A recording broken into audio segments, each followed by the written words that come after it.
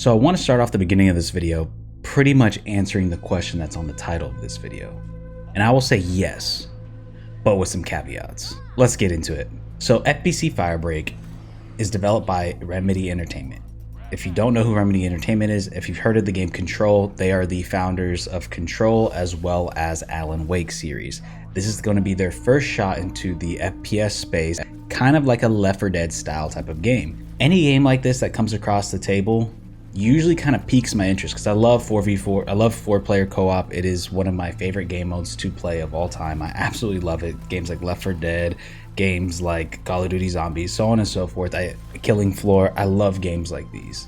So when I hear somebody of like Remedy's quality, I'm like, okay, let's check this out. I saw the pre-trailers and all the stuff leading up to this, and I was like, you know what? I'm definitely going to give this a shot. It's coming to Game Pass. It's on PlayStation Plus, so on and so forth. So basically, the main gist of this game is that you're playing as one of the first responders that is tasked with handling these emergencies that are happening in the facility, that the same facility that you're a part of in the Control game, because this is based in the Control universe. So there's a lot of callbacks to that game, as well as visuals and places and landmarks and so on and so forth. But you're kind of playing as these disposable first responders that are supposed to handle these mutations, anomalies, all these experiments that were happening, and you have to take them out, like hordes and mini bosses and final bosses and stuff like that. So I kind of want to break it off into the gameplay. So pretty much you have 3 different classes, but they call them crisis kits. So you have these 3 different kits, one being the splash kit, one being the fix kit, and one being the jump kit. The splash kit being healing players as well as clearing the environment. A lot of the times there's like a map with sticky notes, there's a map with like this goo, and you need the splash kit to kind of help clear up that map and for players to be able to traverse a little bit better so it's not feeling so tight. You have the fix kit, which is there to fix broken hardware quicker, and then you have the jump kit that is there to power up certain objectives a lot faster as well. So there's a total of 5 job sites, and basically you're going into each one, and each one of these job sites are pretty much the maps that you play in, and with each specific job site having about 3 zones that you have to complete / subtasks, submissions that you have to get to the final boss at the end. And then at the end, once you defeat the boss, a horde of, I don't want to say zombies, but certain mutated creatures, let's say zombies for the lack of word, comes after you, and you have to run back to the elevator to escape. The elevator is almost kind of like the safe room, the area where you pretty much escape and you go down and then you enter in. So you're kind of going into these different levels of each part of the facility, which each one of these levels is essentially, like I said, its own map with its own main mission and its own boss and stuff like that, and its own subtasks that you want to complete. And you must complete these missions to progress throughout the entirety of the job site, because so it requires a little bit of coordination amongst teams, because there's a lot of little things you have to kind of work together on, and this game kind of requires a good amount of teamwork, which is something that I really enjoy in co-op player games, because sometimes one of the most, I don't want to say boring things when it comes to co-op 4-player games is that you don't really need each other. You can kind of have a guy who can kind of be a lone soul and do whatever he wants, and I feel like that kind of takes away from the charm of being able to work together. So, you know, to each his own. That's kind of my preference in all of it.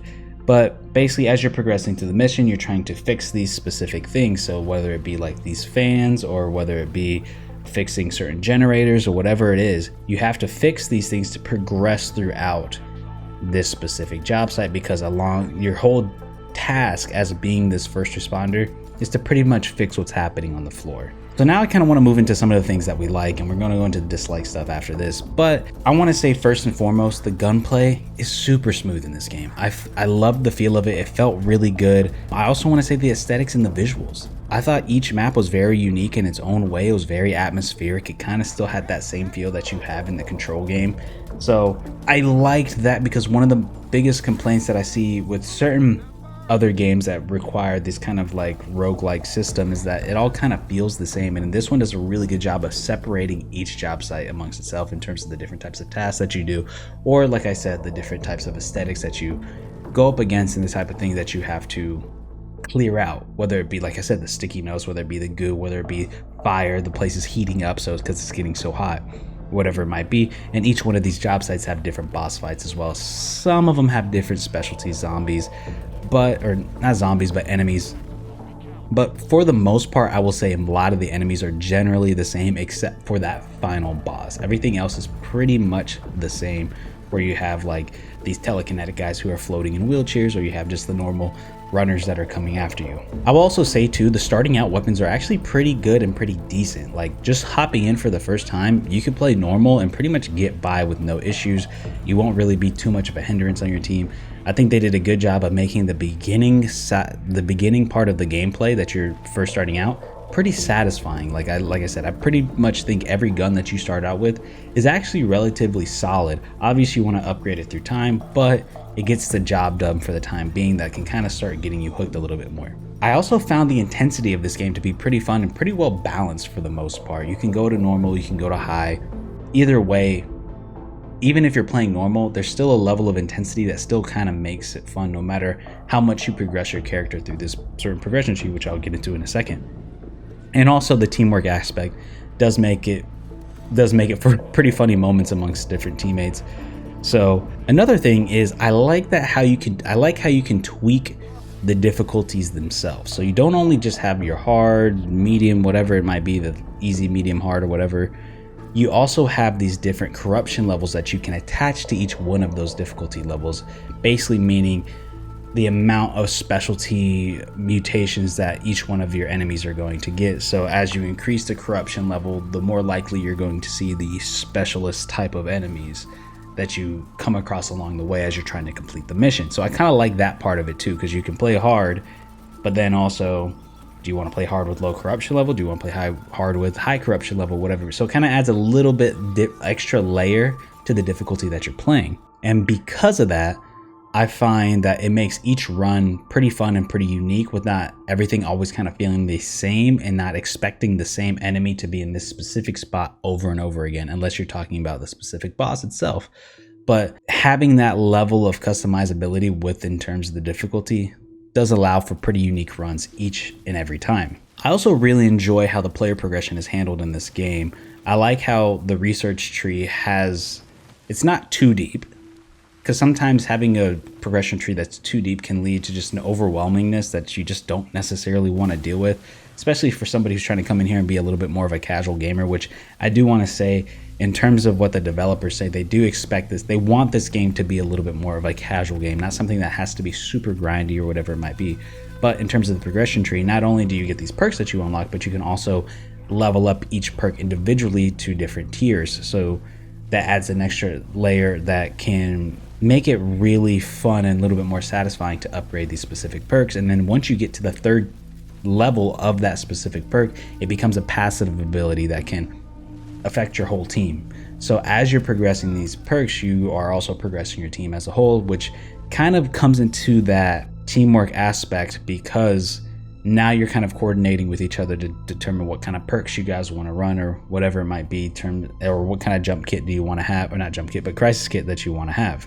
I love it when certain progression trees have that extra layer. I'd rather you, instead of giving me a massive long tree that I have to pick a certain path or whatever it might be to get this certain type of build, it's like, okay, no, you can have whatever you want, and then you can enforce it even more. And then on top of that, you even get this passive ability that affects the entire team. So it really benefits you to not necessarily have to rush to get that next perk. You can just focus on the one that you currently have. Now let's get into some of the things that it lacks, and some of the things that really kind of disappoints me, and I'm sure amongst a bunch of other things, it affects some of the players who played it as well. First and foremost, I want to say that this game feels early access. The base game and the bones of the game is fun, and I enjoy it very much. But it feels like, as a whole, it's lacking the stuff that you would want out of a $40, $50 game. I can't remember exactly how much it is, but it's around there. And because of that, that's where I kind of have a hard time saying, hey, do I really recommend this game?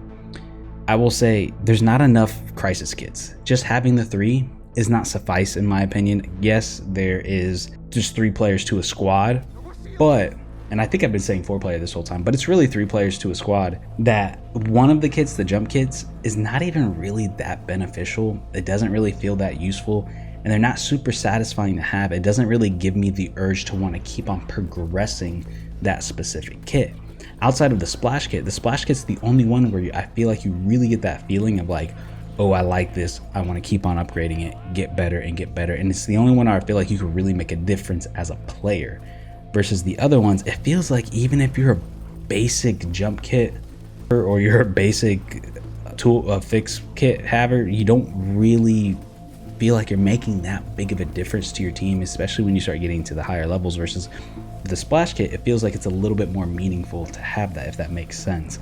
And while I enjoy the structure of the progression tree, it does feel like it lacks a little bit of variety. So I like the general bones of it, I like how they've structured it, but I do feel like you need a little bit more, especially if you're pushing a $40-$50 game.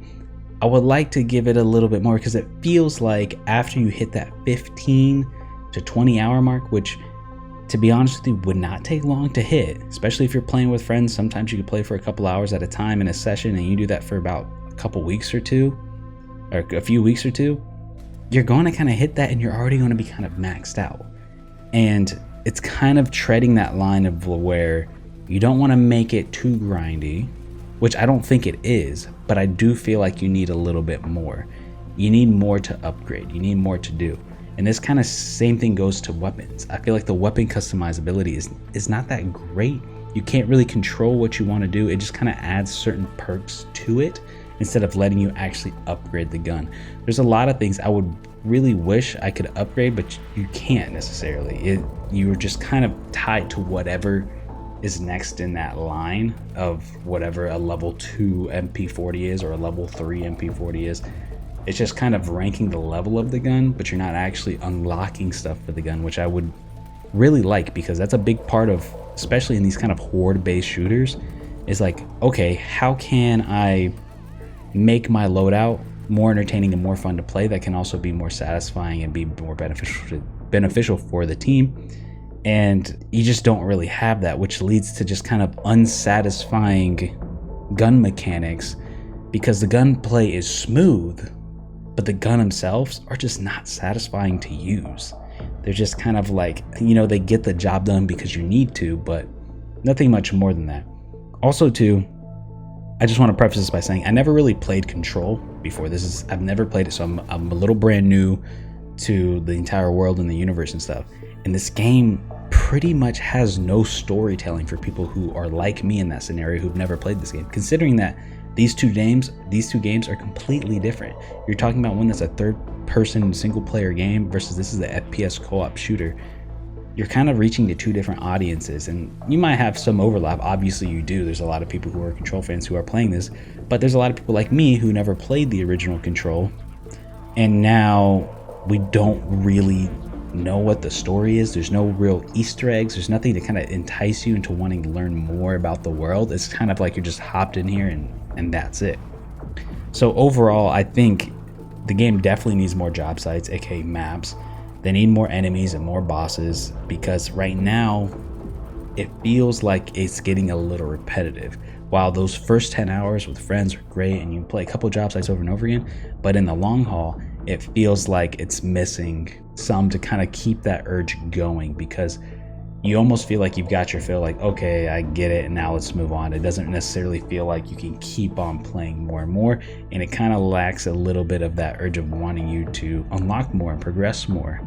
And like I said, it doesn't have to be super grindy, but it's about finding that perfect balance that I think that they're missing. And then also too, the last and final thing that really annoys me about this game, no voice chat. Why is there no voice chat? It makes it absolutely impossible to play with randoms. It drives me crazy. So yeah, but overall, I cannot recommend this game in terms of the current price if you're going to buy it for full sale, because considering that all the other competitions that are out there, games like GTF Go, games like Left 4 Dead, or so on and so forth, there's a laundry list of co-op games that you could play. I feel like those games offer better experiences for what you can get for that price point. Now, I will say, if you and your friends have PlayStation Plus or Game Pass or whatever it might be, sure, go check it out. I think you'll get a good 10 to 15 hours out of it. But this game does need a little bit more cooking in the oven. The developer said that they're going to do some post-launch support with it. So we'll see how well they live up to that, because maybe this is a game that you want to come back to. And Like I said, I think it's a game with great bones, and it is something that, hey, if they do something down the road over the next 6 months or whatever it might be, it is a game I'm going to keep my eye on because I did enjoy my time with it, and I would like to play more of it. Sadly, there's just not enough. But anyways, if you guys have played the game, let me know what you think down below. Do you like it? Did you not like it? Anyways, yeah, we'll catch you guys in the next one. Peace out, everybody.